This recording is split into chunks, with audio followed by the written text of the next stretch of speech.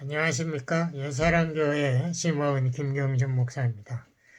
오늘 설교 말씀 제목은 회개와 구원의 확신, 본문은 마가복음 1장 15절입니다. 제가 봉독하겠습니다. 가라사대 때가 찼고 하나님 나라 가까웠으니 회개하고 복음을 믿어라 하시더라. 아멘. 오늘은 갑자기 우리가 회개와 구원의 확신에 대해서 말씀드리는 게 이게 아주 기초적인 거기 때문에 여기에 우리가 혼동이 있어서는 안 되겠다는 생각이 들어서 말씀을 드리게 됐습니다. 먼저 예수님께서 이렇게 간단한 메시지로 첫 설교를 시작하셨습니다. 왜냐하면 이 내용이 예수님 3년 동안의 그 사역을 요약했다고 할 수 있을 정도로 중요한 말씀이 여기 있습니다. 때가 찼다는 거, 이미 그 하나님의 때가 됐다는 건데, 그 당시 예수님 오신 그 세상이 굉장히 혼란스러운 세상이었습니다. 이스라엘은 이미 700년 전에 멸망했고, 유다도 580년 전에 멸망했는데, 결국은 그 후에 페르시아 왕 고레스가 이제 포로 기한을 허락해서 이스라엘 사람들이 돌아왔지 않습니까? 그런데 그렇다고 해서 독립을 쟁취한 것이 아니고 시리아가 이스라엘을 정복해가지고 BC 160년경에 안티오쿠스 에피파네스라는 왕이 이 예루살렘 성전에 와가지고 그 제단에서 돼지를 제사를 드리고 성전 안에다가 제우스 그 신전을 그 상을 세웠습니다. 완전히 성전을 더럽히는 이런 현상이 벌어졌는데요. 이것은 예수님 오시기 전에 적 그리스도가 나타난다는 예표적인 의미로 우리가 해석합니다. 그 다음에도 이스라엘이 시리아군을 몰아냈지만 결국은 세계 제일 강한 로마 군대가 와가지고 폼피우스 장군이 이스라엘을 점령했고 그 이후에 또 안토니우스라는 장군이 그 애국의 그 클레오파트라와 함께 이스라엘을 점령했습니다. 그리고 예수님 당시에는 그 로마 군대 총독 빌라도가 다스렸죠. 그러한 지금 상황이었고, 이스라엘의 왕이 있었는데 이 사람은 이스라엘인이 아니고 에서의 후손 에돔 족속의 헤롯 왕이 로마에다가 뇌물을 바쳐가지고 이스라엘의 왕이 된 상황이고, 헤롯은 아주 악한 왕이죠. 그 당시 종교 지도자들도 보면은 사두개인 이런 사람들은 다 돈을 위해서 성전에서 일하는 사람들이고, 바리새인들도 말씀대로 산다고 하지만은 위선자, 그러니까 율법으로 우리가 하나님 앞에 바로 될 수가 없어요. 왜냐하면 바로 살 능력이 없으니까. 그러니까 율법 문자적으로 해석해가지고 그걸 사람들 정죄하는 그런 역할만 했습니다. 그 당시 사회가 이렇게 타락했으므로 결국은 예수님을 십자가에 못 박아 죽인 그런 사회가 됐죠. 오늘날 사회도 그 당시와 크게 차이가 없다고 저는 생각합니다. 오늘날도 코로나 바이러스가 온 세계를 휩쓸고 있고, 안 그래도 우리가 환경 오염으로 앞으로 세계가 100년을 절대 우리가 더 이상 못 넘어간다는 건 다 알려진 사실이고, 또 바이든이 대통령이 됨으로써 이제 동성애자들이 날뛰고 있습니다. 도덕적으로도 한량없이 타락하고 있고, 이러한 상황이 또 그 말세의 징조가 많이 나타나는 것 같습니다. 이러할 때에 때가 찼다, 때가 성취될 때가 되었다, 이 말은 무슨 말인가? 우리가 구약에 메시아의 예언이 이제 이루어질 때가 되었다는 이야기죠. 그래서 메시아 예수님이 나타났다는 이야기인데, 이사야 9장 1절에 7절에 보면은 이 메시아 예수님이 앞으로 물론 처음에는 베들레헴에 탄생하지만 앞으로 이방의 갈릴리를 영화롭게 할 것이다 라고 예언했습니다. 그러니까 저 북쪽의 국경지대 갈릴리 호수 지역을 이 예수님이 이 메시아가 앞으로 사역한다. 그리고 이사야 11장 1절에서 5절에 보면은 그 메시아가 앞으로 정의로 세상을 심판하고 다스린다. 뭐 이러한 예언을 다 했습니다. 그러므로 하나님의 나라가 가까웠다. 이 말이 맞죠. 이 하나님 나라를 메시아가 와서 다스린다. 메시아 나라가 곧 하나님 나라라 이 말이죠.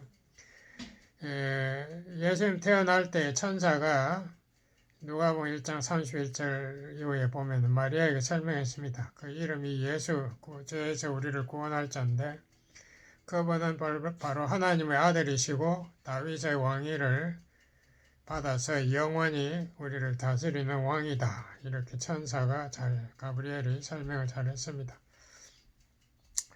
그럼 하나님 나라가 어떻게 나타나나? 예수님은 마태복음 12장에서 이렇게 말했어요. 내가 지금 사탄의 왕국을 침략해서 사탄이 마귀들을, 이 귀신들을 쫓아내고 있으니까 하나님 나라가 지금 임했다라고 말했습니다. 그러니까 하나님 나라를 이해하기 위해서는 사탄이 어떻게 하고 있나 이거를 또 비교해 보면 많이 도움이 되죠.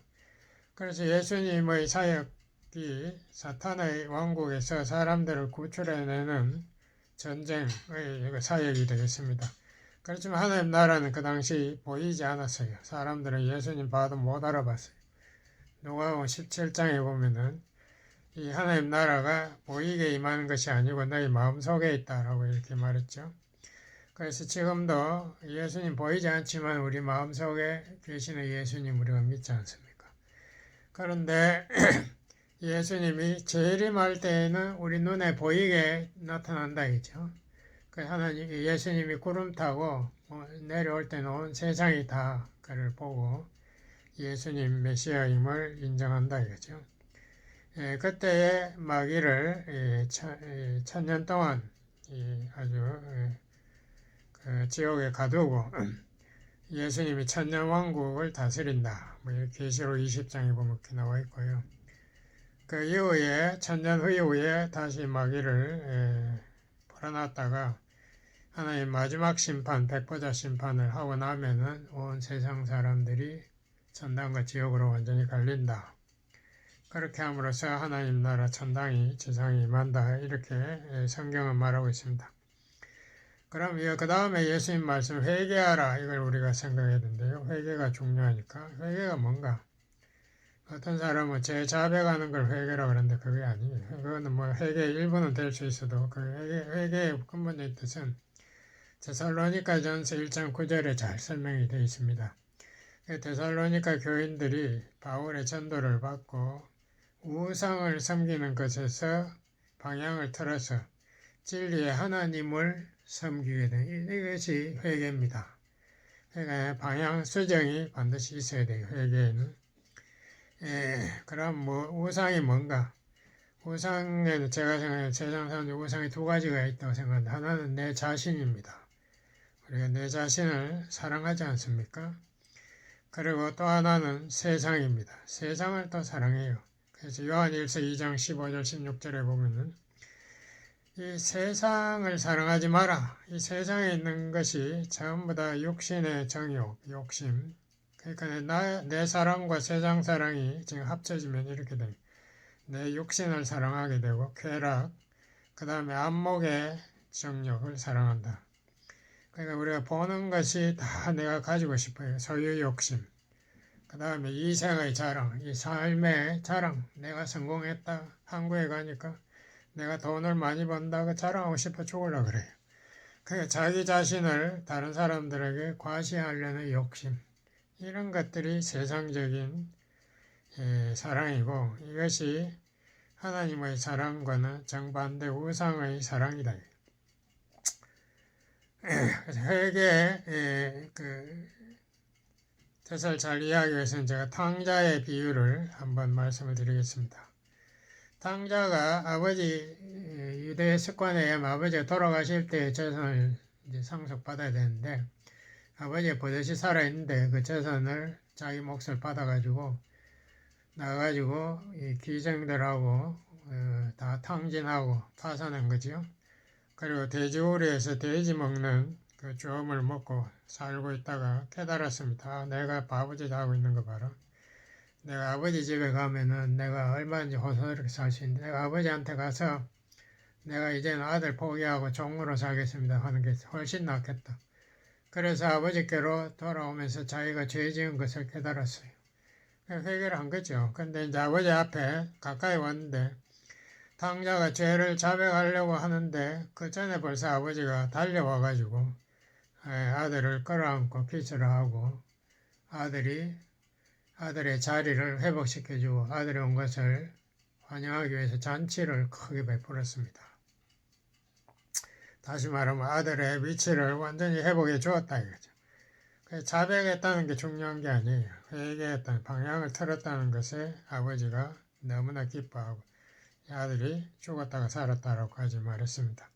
자백이라는 말은 뭔가 요한일서 1장 9절에도 만약 우리가 우리 죄 자백하면 저는 미쁘시고 의로워서 우리 죄를 사하시고 모든 불의에서 우리를 깨끗하게 하신다. 자백이란 헬라어는 호모로게오라는 말인데요. 뜻이 뭔가 하면은 솔직하게 인정한다.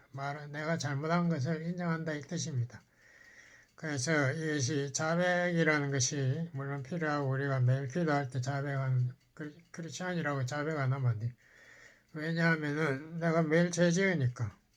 그래서 우리가 이 자백이라는 것이 중요하지만은 이걸 또 기계적으로 하면 안 되죠. 시편 51편에 보면은 다윗이 그 나단의 꾸지람을 듣고 이 말했어요. 내 마음을 찢어야 되겠다. 하나님께 사랑하는 마음은 상한 마음이고 통회하는 마음이다. 이 말을 했습니다. 우리가 정말 마음을 찢어야 돼요. 그런데 탕자가 돌아와서 이제 자기 아들의 위치를 회복했는데 아버지의 사랑을 확인했는데 그 다음 날부터 탕자가 그냥 완전하게 행동할까요? 어림도 없는 소리죠. 우리가 크리스찬 됐다고 죄의 성품이 싹 사라지나요? 어림도 없는 소리. 우리가 또 거짓말하고 또 우리가 게으름 피우고 또 말씀보다 딴 거 하려고 그러고 우선순위가 무너지고 하지 않습니까? 왜 그런가? 우리가 죄인이니까. 죄인이라도 루터가 그랬죠. 용서받은 죄인 정도지 죄가 우리와 관계없는 게 아닙니다. 그러면 탕자가 이제 그 다음날 이제 아버지 집에서 신나게 일하고 이렇게 자기가 아들의 위치를 회복해서 기뻐하다가 또 자기도 모르게 또 거짓말 하는 거예요. 또 아버지 앞에 잘못을 범하죠. 그렇게 했을 때 아버지가 대화할 때에 탕자의 마음이 콱 이렇게 열리지 않습니다. 왜냐하면 이거 자기가 잘못했으니까.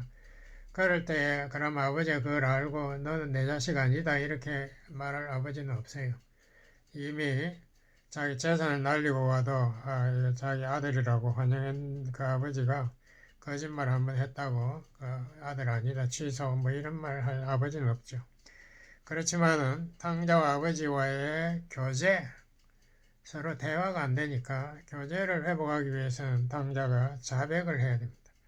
내가 또 잘못했습니다 아버지 안 하려고 했는데 또 이래 됐어요. 용서하세요. 그렇게 할 때 아버지가 용서하지요. 거기 요한일서 1장 9절에 보면 그 잘못 자백한 것만 용서하는 것이 아니라 모든 불의에서 우리를 깨끗하게 한다. 우리가 하나님 앞에 자백하는 것은 성령께서 지적한 그 잘못을 우리가 자백하는 겁니다. 모든 거 우리가 다 알지도 못해요. 어제 내가 죄 지은 거 내가 다 기억합니까? 감사하는 것도 죄고 우리가 우리 기도하는 것도 죄인데 그거 어떻게 다 우리가 자백합니까? 어림도 없는 소리. 그러므로 자백이 구원하고 관계있다 뭐 이런 엉터리 소리 하면 안 됩니다. 회개라는 것은 평생에 한 번 하는 거예요. 방향을 확 틀어가지고 내 사랑하던 거 세상 하던 거 하나님 사랑하고 이제 방향을 틀었으면 그 다음에는 말씀을 사랑하는 거예요. 그러므로 구원받은 사람은 말씀에 헝그리 배고픔이 있어요. 말씀을 깨닫기 원하고 말씀을 공부하기 원합니다. 그게 없으면은 구원받았다고 저는 잘 믿지 않아요. 어떻게 새로 태어난 아기가 그 베드로전서 2장에 보면 새로 태어난 아기 같이 구원받은 사람은 젖이 바로 말씀이라고 젖을 사모하라. 그래서 우리가 말씀 사모하는 이런 열매가 있어야 돼요. 그렇게 할 때에 구원받은 증거가 나타나는 거예요. 열매가 생기는 거죠. 회개의 몇 단계를 우리가 조금 생각해 보면 좋겠는데요. 내가 내 자신에 대한 한계성을 깨닫는 것이 회개의 첫걸음입니다. 그러니까 인생의 벽에 부딪혔다 이러거든요. 그리고 내가 세상의 주인공이 아니다. 이것도 내가 깨닫는. 그러니까 내가 율법 잘 지켜가지고 하나님 앞에 합격받아야지. 해보세요. 그게 되는가. 어림도 없어요. 제가 구약을 몇 번 읽으면서 제가 느꼈어요. 이 성경 읽을수록 죄책감만 늘어가네. 제 성경에 계명들이 계속 나오는데 그걸 다 지킬 수가 없으니까 그 성경 읽는 걸 제가 포기해버렸어요. 이게 불가능하다. 이걸 깨달아야 돼요. 그리고 내가 세상의 주인공도 아니다. 내가 죽었다고 새 한 마리 와서 울어주지 않는다. 중국 소설에 보면 과장해가지고 유명한 사람 죽은 별이 하늘에 떨어지더라고요. 그런데 내가 죽었다고 하늘에서 별이 떨어지나요? 그것도 알고 보니까 별도 아니고 별의 조그만한 그 부서진 조각 돌멩이가 지구 대기로 들어오다가 별똥별이 불타가지고 떨어지고 그걸 보고 별이 떨어진다. 그건 어림도 없는 소리. 그 별똥별은 하루에 수만 개가 떨어지는데 누가 죽었다고 떨어지는 것도 아니에요. 그런 엉터리 생각을 버리고 내가 인생의 주인공이 아니다. 내가 그 죄에 대해서 내 멋대로 살던 것에 대해서 내가 잘났다고 착각한 것에 대해서 뉘우치는 것. 그게 첫 번째고 그 다음에는 우리 예수님이 나를 위해서 십자가를 지셨다. 이걸 믿어야 돼요. 예수님 내 죄를 지시고 십자가에서 죽으셨네. 그러므로 내가 그 믿기만 하면 나의 모든 죄가 사함을 받는다. 어떤 사람 미래의 죄는 또 회개해야 된다. 엉뚱한 소리에서 하는데 예수님이 언제 죽었습니까? 2000년 전에 내가 태어나기도 전에 내 죄를 지고 다 지고 죽으셨는데 내가 죄를 자백 안 하면은 회개 안 된, 용서 안 된다. 이런 엉뚱한 이론을 펴면 안 됩니다. 예수님은 온 세상 죄를 지고 가는 하나님의 어린 양이에요. 그러므로 예수님 믿으면은 우리가 죄사함 받고 죄사함 받아야 그 다음에 우리가 거룩해지면 하나님 자녀가 되는 겁니다. 죄사함 안 받았는데 거룩함이 없는데 하나님께서 자녀로 삼는다. 어림도 없는 소리죠. 그 다음에는 우리가 말씀을 사랑하고 말씀에 따라가려는 그 믿음의 삶, 그 열매를 맺어야 됩니다. 순종의 열매를 우리가 하나씩 맺어나가는 이것이 회개의 단계라고 우리가 할 수 있습니다. 그럼 복음은 뭔가? 고린도전서 15장 1절에서 4절에 보면 바울이 그랬어요. 너희가 이 복음만 믿으면 구원받는 거 조건 없어요. 복음은 뭔가? 성경의 예언대로 그리스도가 내 대신 내 죄를 위해서 심판받으셨다. 그리고 예수님께서 성경 예언대로 부활하셔서 첫 열매가 되셨다. 그러니까 예수님이 생명이 필요해서 부활한 게 아니지 않습니까? 예수님 하나님인데요. 그분이 죽을 리도 없고 그분이 내 몸을 지고 죽었지만은 또다시 나를 위해서 부활하신 겁니다. 예수님 자신을 위해서 부활한 게 아니고 나도 그 첫 열매에 동참하기 위해서 나도 부활에 동참하기 위해서 예수님 죽은 거예요. 그러면 예수님 믿으면 우리가 그 부활을 선물로 받는다 이거예요. 그리고 성령이 내재해서 우리가 영생을 받는다. 이거를 믿어야 됩니다. 그게 복음이에요. 그러면 누구든지 요한복음 3장 16절 누구든지 저를 믿으면 멸망치 않고 구원을 얻는다. 영생을 얻는다. 그 구원의 유일한 조건은 예수님 이 나를 위해서 무엇을 하셨나 이 복음을 믿어라 이거예요. 거기에 플러스 어떤 거 율법을 지켜야 된다, 회개를 해야 된다, 자백을 해야 된다, 어쩌고 저쩌고 그런 조건을 갖다 붙이면 이건 이단이 됩니다. 우리가 성경에 있는 그대로 예수님을 구세주로 믿으면 구원을 받는 겁니다. 다른 조건 없어요. 이가 로마 10장 9절 10절에도 예수님을 주님으로 고백하면 되는 거예요.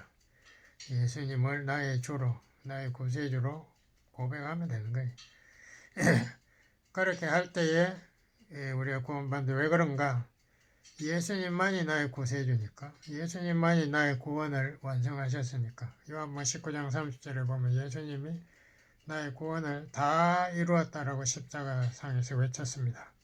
그러므로 히브리 10장 14절에 보면 예수님 믿으면 우리가 거룩해지고 완전해진다라고 영원히 완전해진다라고 말하고 우리를 성도, 거룩한 무리라고 성경은 부르고 있습니다. 구원의 확신은 어디에서 오는가? 구원의 주체가 하나님이라는 걸 깨달아야 돼요. 내가 뭐 어떻게 해서 구원받았다가 아니고 에베소 1장 4절에 보면 세상 창조 전에 하나님이 우리를 선택했다. 예정론. 그러니까 내가 태어나서 뭐 회개해서 예수 잘 믿어서 구원받았다. 이게 아니에요. 하나님이 벌써 예정해서 창세 전에 예정해서 자기 자녀 삼았기 때문에 구원받은 거죠.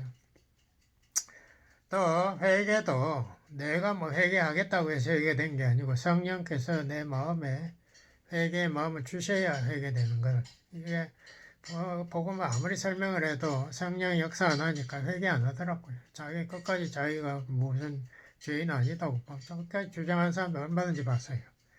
이게 다 성령께서 하셔야 되고 이 구원의 완성은 예수님의 공로로 된 겁니다. 고린도후서 5장 21절에 보면은 우리의 죄와 예수님의 의가 십자가에서 교환되었다라고 이렇게 말하고 있습니다. 얼마나 좋은 말입니까? 예수님 우리 죄를 대신 취하시고 하나님 심판받으시고 예수님의 의는 우리가 믿을 때에 그가 우리에게 선물로 주셨다. 그러므로 우리가 의롭게 된 겁니다. 우리가 무슨 잘나서 의로운 게 아니에요. 회개해서 의롭게 된 게 아니고 예수님의 의를 우리가 선물로 믿음으로 받았기 때문에 의롭게 된 거예요. 그러므로 우리의 구원은 하나님의 전능한 손에 있습니다. 요한복음 10장 28절 29절에 보면 하나님의 전능의 손이 우리의 영생을 지키고 있고 그 아들 예수님의 전능의 손이 우리의 영생을 지키고 있다. 그러므로 아무도 우리의 구원을 뺏을 수 없다라고 말하고 있고 에베소 1장 13절이나 고린도후서 1장 21절에 보면 성령께서 우리 마음에 내재하신 이게 하나님의 도장이다라고 말합니다. 하나님께서 도장을 꽉 찍었기 때문에 아무도 그걸 취소 못 시킨다. 이게 우리가 이 구원의 보장이고 성도의 견인입니다. 우리 그 기차 예화 여러분 아시죠? 제일 앞에는 전기차는 말씀이 하나님의 약속의 말씀의 능력이 있어요.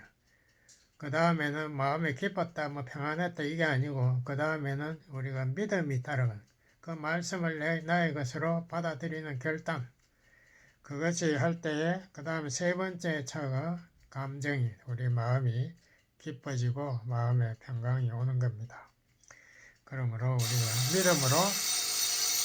우리가 말씀을 믿음으로 복음을 믿음으로 구원받는 것이고 플러스 뭐 딴 거 해야 된다. 그런 사람들 우리가 경계해야 됩니다. 그 사람들 보면 자기는 아무것도 못하면서 자기는 딴 거 한다고 이 위선자들 거짓말하고 있어요. 조심하시고 우리는 말씀 그대로 예수님의 공로를 믿음으로 구원받는다. 확신하시기 바랍니다. 기도하시겠습니다. 하나님 아버지 감사합니다. 우리가 다 죄인인데 그렇지만은 예수님의 공로로 우리가 믿음으로 용서받은 죄인이 된 것을 감사합니다.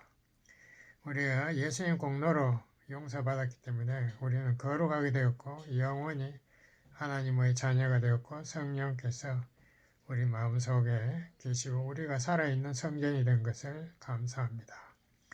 우리 성도님들 다 이 확신 가지고 승리하며 살도록 축복해 주세요. 예수님 이름으로 감사 기도드렸습니다. 아멘.